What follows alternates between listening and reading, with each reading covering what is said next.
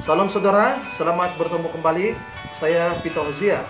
Saya senang sekali untuk berfungsi firman Tuhan dalam seri firman Tuhan yang dipercayakan kepada saya. Dan tema bagi bulan ini ialah keselamatan orang-orang berdosa. Namun sharing yang saya mau sampaikan kepada kita ialah doa untuk keselamatan orang berdosa. Namun itu saudara, saya mengajak kita untuk berdoa terlebih dahulu. Mari kita berdoa. Tuhan Bapa yang baik di dalam kerajaan surga, pada saat hari Tuhan kami datang di hadirat-Mu.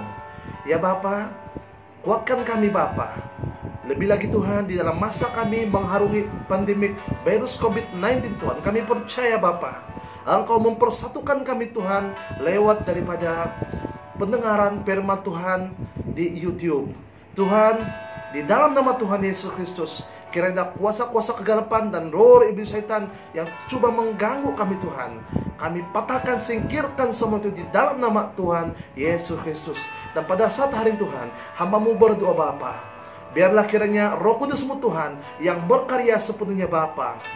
Jangan biarkan hamba-Mu berkata-kata sendiri, tetapi apapun yang keluar daripada mulut hamba-Mu Tuhan, biar semuanya itu Tuhan yang datang daripada Engkau Bapa. Dan hamba-Mu juga berdoa, walau dimanapun kami berada, di Sabah, di Sarawak, dan di Semenanjung, bahkan di luar negara, yang mendengarkan firman-Mu ini Tuhan, kiranya Engkau akan membuka hati mereka Tuhan, memberikan hikmat dan kebijaksanaan bagi setiap kami yang mendengarnya, supaya kami mengerti akan kebenaran firman-Mu Tuhan. Terima kasih Tuhan, kami siap mendengarkan firman-Mu pada hari ini. Haleluya. Di dalam nama Tuhan Yesus Kristus, kami sudah berdoa dan mengucap syukur. Amin.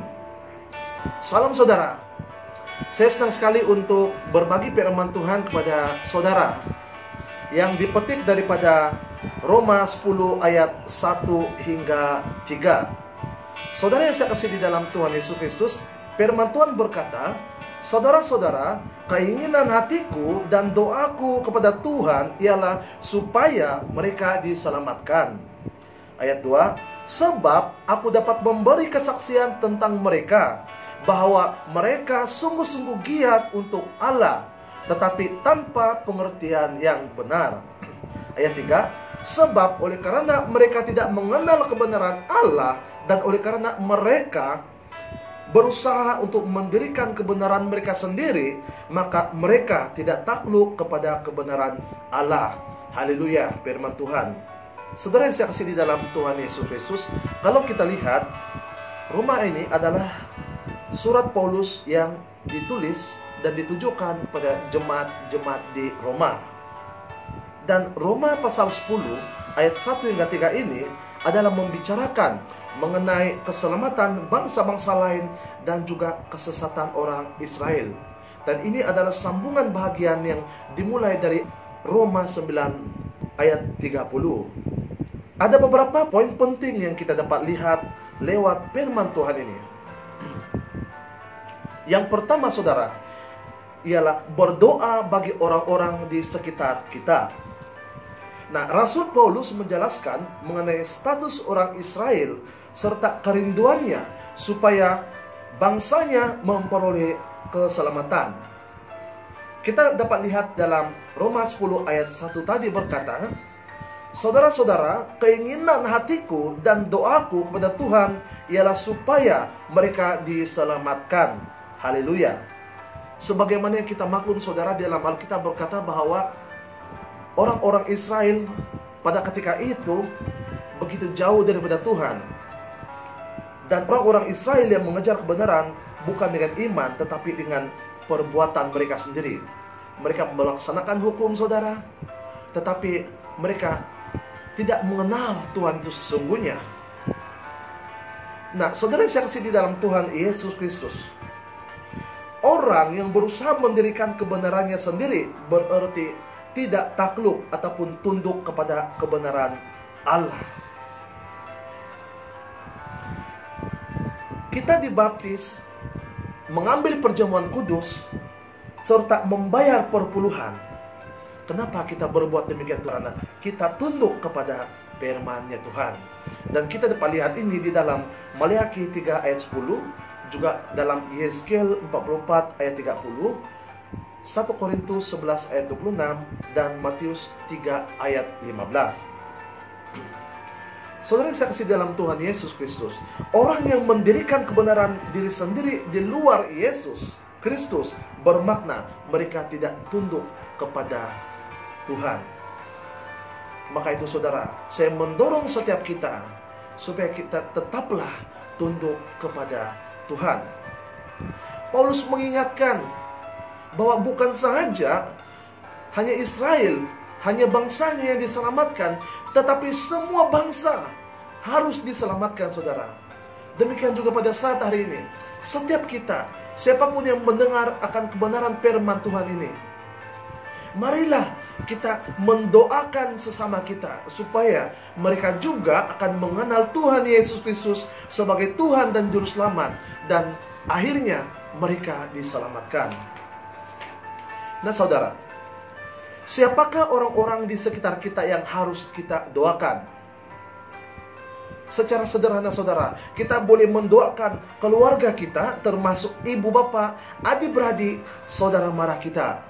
Dan selain itu, kita juga boleh mendoakan rakan-rakan jemaat kita, dimanapun mereka berada, walaupun dalam keadaan sekarang ini virus COVID-19 yang sedang melanda, dan kita masih lagi di dalam perintah kawalan pergerakan bersyarat saudara.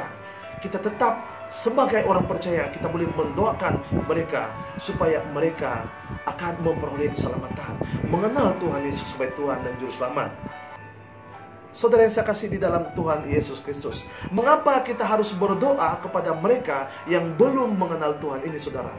Sebabnya, sebagai orang percaya, kewajiban kita adalah untuk mendoakan mereka yang masih belum mengenal Tuhan Yesus Kristus sebagai Tuhan dan Juru Selamat. Haleluya. Nah, kita berdoa, saudara. Kita doakan mereka ini, biar supaya hati mereka terbuka dan mengalami perjumpaan dengan Tuhan Yesus Kristus secara pribadi dalam hati mereka. Kita hanya boleh doakan mereka, tetapi Roh Kudus Tuhan yang akan menuntun mereka di dalam mengerti kepada kebenaran. Haleluya. Saudara yang saya kasihi di dalam nama Tuhan Yesus Kristus, ada beberapa sebab mengapa kita harus berdoa untuk orang lain, saudara. Yang pertama, kenapa kita harus berdoa untuk orang lain? Karena kita menyenangkan hati Tuhan saat kita berdoa bagi orang lain. Haleluya. Baik, mari kita lihat firman Tuhan, saudara, yang dikutip daripada Yesaya 59 ayat 16. Firman Tuhan berkata, Ia, yaitu Allah, melihat bahwa tidak seorang pun yang tampil, dan Ia, yaitu Allah, tertegun karena tidak ada yang membela. Maka tangannya sendiri memberi dia pertolongan, dan keadilannya lah yang membantu dia. Haleluya. Nah, jadi jika kita menyenangkan hati Tuhan, maka kita harus mengasihi sesama kita. Kita harus berdoa bagi mereka. Dan apabila kita berdoa bagi orang lain, saudara, siapapun yang kita doakan, maka hati Tuhan sangat senang. Sebagaimana firman Tuhan ini. Haleluya. Poin kedua, saudara, kenapa kita harus berdoa bagi mereka yang belum mengenal Tuhan, saudara? Karena kita saling meringankan beban antara satu dengan yang lain saat berdoa bagi orang lain. Ya dan amin. Haleluya. Nah, walaupun setiap permasalahan yang didoakan mungkin tidak akan dapat diselesaikan secara spontan, saudara. Kita berdoa bagi teman-teman kita, rekan-rekan kita, sahabat kita, jemaat kita, bahkan saudara kita. Kita doakan mereka. Mungkin pada saat itu tidak dapat diselesaikan secara cepat, saudara. Tetapi saat kita berdoa, kita percaya bahwa Roh Kudus akan bekerja, dan Dialah yang akan menjawab segala-galanya. Bahkan Roh Kudus yang mampu menguatkan serta menghiburkan mereka yang kita doakan, saudara. Haleluya. Saudara yang saya kasih dalam Tuhan Yesus Kristus, mari kita lihat dasar firman Tuhan di dalam Lukas 22 ayat 42. Firman Tuhan berkata, "Ya Bapakku, jikalau engkau mau, ambillah cawan ini daripadaku, tetapi bukanlah kehendakku, melainkan kehendak-Mu-lah yang terjadi." Haleluya. Saudara, mintalah agar kehendak Allah saja yang terjadi dalam hidup kita dan bukan kehendak kita sendiri. Saat kita berdoa bagi mereka yang memerlukan, biarlah hanya kehendak Tuhan saja yang terjadi di dalam hidupnya. Kita doakan mereka dan biar Roh Kudus yang bekerja menyembuhkan mereka, dan mereka akan disembuhkan sesuai dengan kehendak dan rencananya. Pasti saudara, saat kita mendoakan teman-teman kita yang lain dan siapapun juga yang ada di luar sana, mereka akan diberikan penghiburan. Haleluya.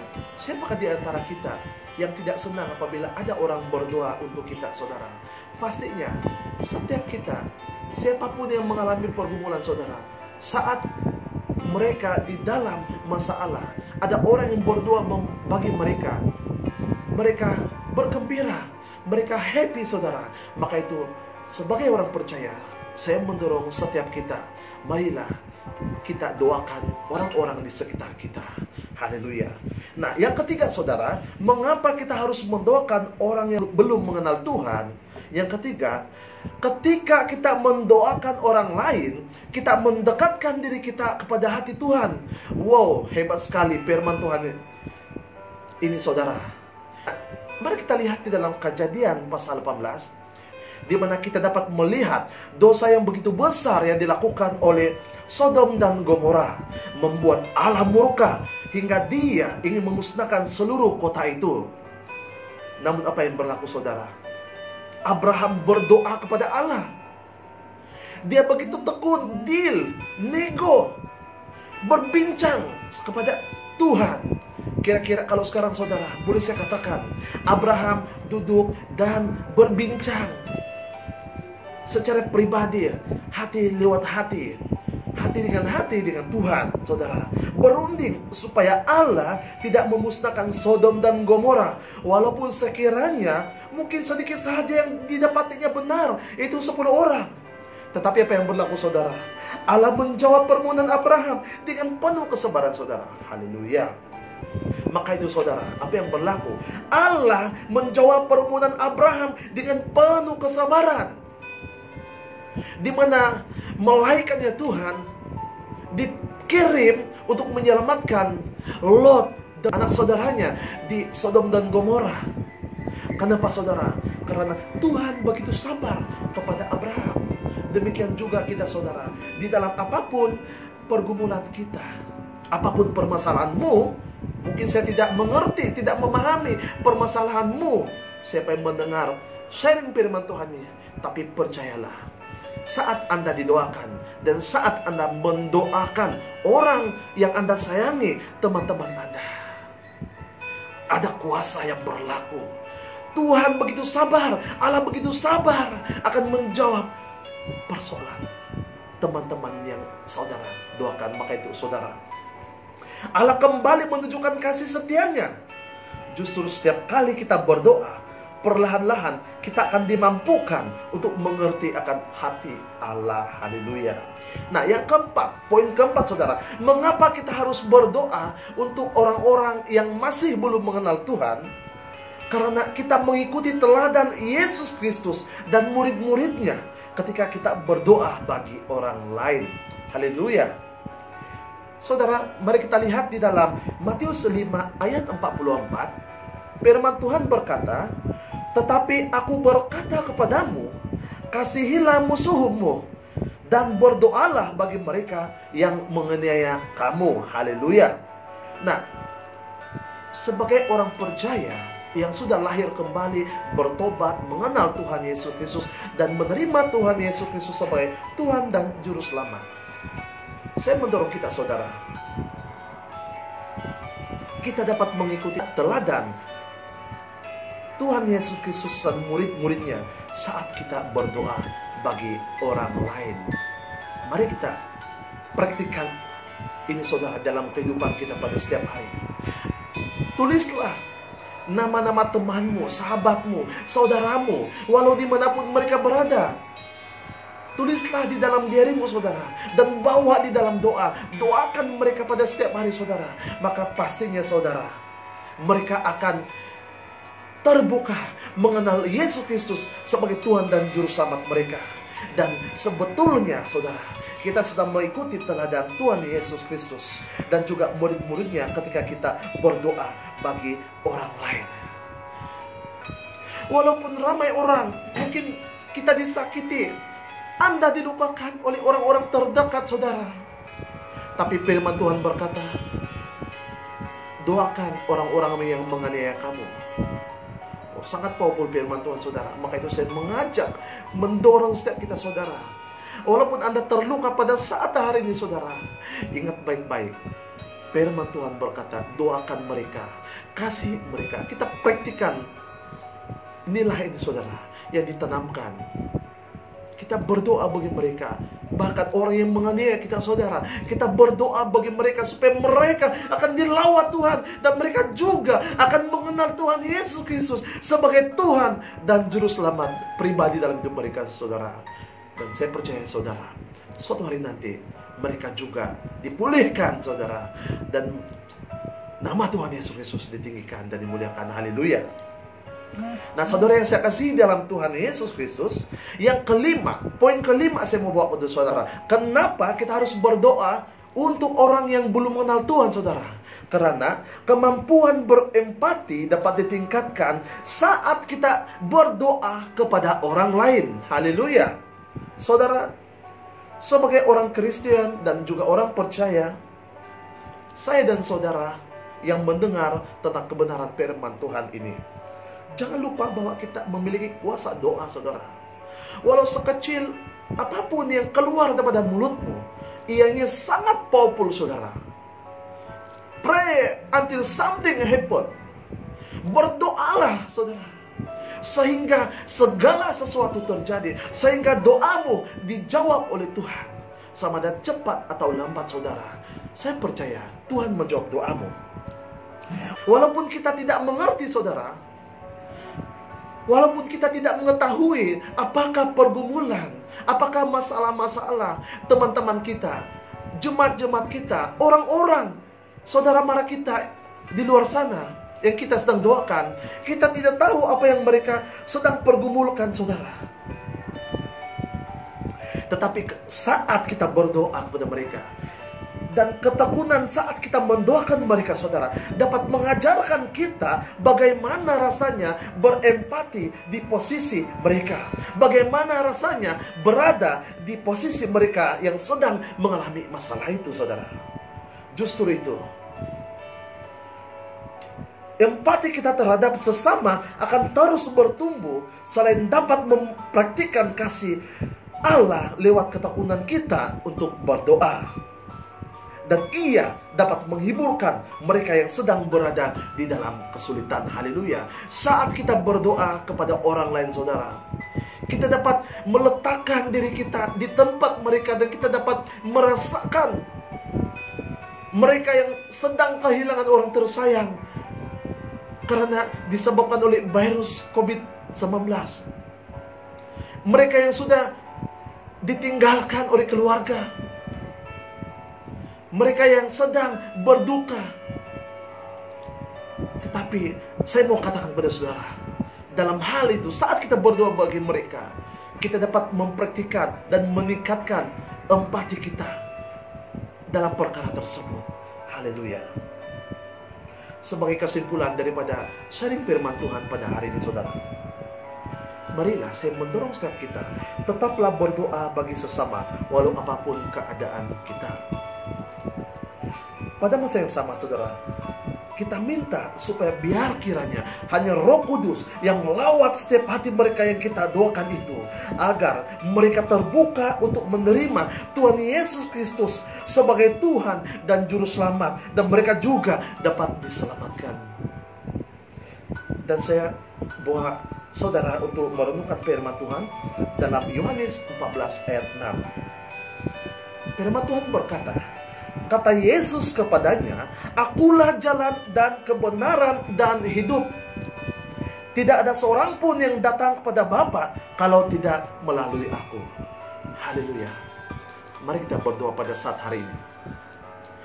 Tuhan Bapa kami yang di surga, di dalam nama Tuhan Yesus Kristus, kami mengucap syukur Saudara,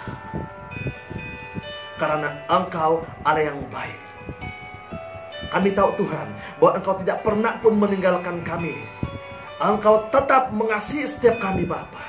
Di dalam apapun pergumulan kami Bapa, Tuhan, kami mau respon akan kebenaran firman-Mu ini Tuhan. Walau dimanapun kami berada Tuhan, jadikan kami Tuhan sebagai orang-orang yang tekun berdoa bagi jemaat-jemaat kami, tekun berdoa bagi bangsa kami, tekun berdoa kepada negara kami, tekun berdoa bagi keluarga kami Tuhan. Walaupun kami tidak mengenal mereka Tuhan, tetapi kami mau mengasihi sesama kami Tuhan. Kami mau mempraktikkan tentang kasih Allah ini Tuhan. Kami mau berdoa bagi mereka Tuhan, supaya mereka juga dapat diselamatkan. Haleluya. Saudara yang saya kasih di dalam Tuhan Yesus Kristus, saya mau tutup ini di dalam satu kesaksian. Beberapa tahun yang lalu saudara, saya bermimpi. Dan saya pernah sharekan tentang mimpi ini. Mimpi saya kepada beberapa hamba Tuhan. Dan saya juga sudah berdoa kepada Tuhan. Saya bermimpi pada satu malam saudara, saya sedang melihat satu gerombolan orang yang sedang berbaris menuju ke satu tempayan saudara, di mana tempayan itu saudara sedang menggelegak. Dan ada satu orang yang sedang memakai jubah hitam saudara, dengan ditutup oleh jubah hitam itu. Dan di belakangnya saudara ada beberapa orang lagi, mereka yang sedang berpakaian jubah hitam saudara. Dan saya kira-kira keadaan di belakang itu sangat seram saudara, agak gelap. Dan sepertinya itu saudara, kalau kita lihat pokok arah, di mana ada juntayan, tali-tali yang berjuntai, bukan? Jadi demikiannya saya lihat pada ketika itu dalam mimpi saya, ada sepertinya ada tali-tali yang berjuntayan di bawah dan sangat menyeramkan. Dan orang-orang yang sedang berbaris itu sedang menuju ke arah tempayan yang sedang dikacau oleh salah seorang daripada orang-orang yang berpakaian jubah hitam saudara. Dan saya mendengar individu itu di dalam mimpi saya yang berjubah hitam berkata kepada teman di belakangnya yang lain, baguslah kita bagi minum mereka ini dengan darah iblis, supaya mereka boleh bekerja untuk kita. Dan saya serta teman-teman saya, ada 2 orang lagi teman saya, kami bertiga pada masa itu saudara. Dan kami melihat, saya melihat panjang barisan orang-orang yang sedang berbaris saudara. Dan saya berkata kepada mereka, kami menjerit, kamu lari, kamu jangan pergi ke arah tempayan itu, karena itu adalah darah iblis. Keadaan di dalam tempayan yang sedang menggelegak, sedang dibakar, sedang dikacau saudara, sepertinya kemerah-merahan dan juga kehitam-hitaman saudara. Dan sangat seram saudara. Dan kami berusaha, saya dan teman-teman di dalam mimpi itu sedang berusaha memanggil setiap orang yang sedang berbaris itu supaya melarikan diri. Tetapi apa yang berlaku saudara? Mereka tetap ingat. Mereka sepertinya zombie. Saya melihat mereka ini seperti zombie saudara. Apa yang kami lakukan? Kami berusaha untuk menarik mereka. Kami tarik dan kami tarik mereka saudara.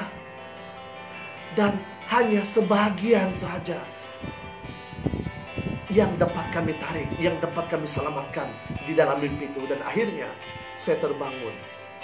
Haleluya. Tundukkan kepalamu saudara pada saat hari ini, walaupun dimanapun engkau berada.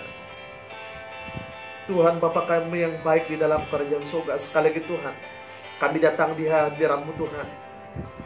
Secara sederhana Tuhan, hamba-Mu sudah menyampaikan tentang kebenaran firman-Mu Tuhan.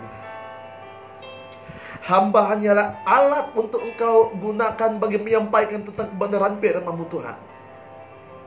Tetapi biarlah kiranya Tuhan, Roh Kudus-Mu Tuhan yang berkarya Tuhan, Engkau akan memberikan kemampuan bagi setiap kami Tuhan untuk mengerti akan kebenaran firman-Mu Tuhan. Dan biar kiranya Tuhan, setiap benih firman-Mu yang telah kami dengar sebentar tadi Tuhan akan tertanam subur di dalam hati kami Tuhan, dan kami menjadi pelaku firman-Mu Tuhan.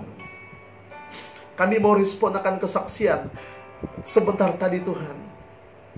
Secara sederhana Tuhan, kami tidak tahu apa maksud mimpi itu Tuhan, tapi kami percaya Tuhan, lewat Roh Kudus-Mu yang memampukan kami untuk mengerti Tuhan secara pribadi, termasuk hamba-Mu sendiri Tuhan. Sehingga pada saat hari Tuhan, hamba-Mu masih mengingati tentang mimpi itu yang sangat jelas.